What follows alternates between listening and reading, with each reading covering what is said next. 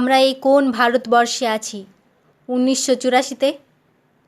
লজ্জায় আমার মাথা ঝুঁকে পড়ে, রাগে সারা গায়ে জ্বালা ধরায়, দেয়ালের সামনে দাঁড়িয়ে কাঁদতে ইচ্ছে হয়, চিৎকার করে উঠতে চাই কর্কশ গদ্য ভাষায়।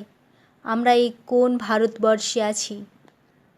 পরিসংখ্যানে শুনি এদেশে সকলের জন্য খাদ্য আছে।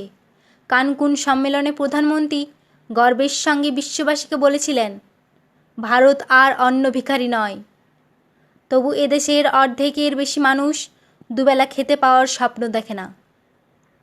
বাঁধের ওপর আমরা বসে থাকতে দেখেছি ক্ষুধার্ত শিশুর পিতাদের অসহায় আলগা শরীর। আমরা শহরের ফুটপাত দেখেছি, গ্রামের গঞ্জ বাজার হাট খোলা দেখেছি। আমরা পার্ক স্ট্রিট, বড় বাজার, ওয়াটগঞ্জ দেখেছি। আমরা রাইটার্স বিল্ডিংয়ের পালাবদলও দেখেছি। আমরা দাক্ষিণাত্য ও উত্তরাপথ জুড়ে নপুংসকদের কষের ফেনা গড়াতে দেখেছি। এ কোন ভারতবর্ষে আমরা? দক্ষিণ আফ্রিকার শ্বেতাঙ্গ শাসকদের নিন্দা করার কোনো অধিকার আমাদের নেই, কারণ এদেশের হরিজনদের যখন তখন আমরা পুড়িয়ে মারি। মার্কিন দেশের বর্ণবিদ্বেষ তো কিছুই না।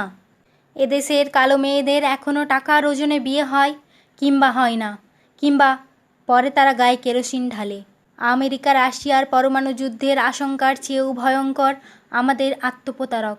খালি হাতের লাঠি, ছুরি, বোমার গৃহযুদ্ধ। এখনও মন্দির, মসজিদ, গির্জা, গুরুদ্বার বিকট ধ্বনি ওঠে। ধর্মের নামে রাস্তায় রাস্তায় রক্ত। আহ, ধর্ম শব্দটি একদা কত সুন্দর ছিল। এখন পুঁজ, রক্ত আর স্বার্থপরতায় মাখা।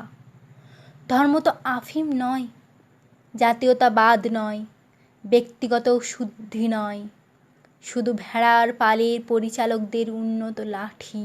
আমি দ্বিধাহীনভাবে শত সহস্র নিঃশব্দ প্রতিবাদকারীর সঙ্গে কণ্ঠ মিলিয়ে বলতে চাই যে হিন্দু স্বার্থপরের মতো রোজ পুজো আর্চায় মাতে, যে মুসলমান পারিপার্শ্বিকের প্রতি চোখ বন্ধ করে রোজ 5 ওয়াক্ত নামাজ পড়ে, যে খ্রিস্টান অন্য ধর্মের মানুষদের অধপতিত মনে করে, যে শিখ শুধু ধর্মের দাবিতে রাজনৈতিক অধিকার চায়, তারা শুধু আত্মপ্রবঞ্চক নয়, তারা অধার্মিক, তারা খুনি।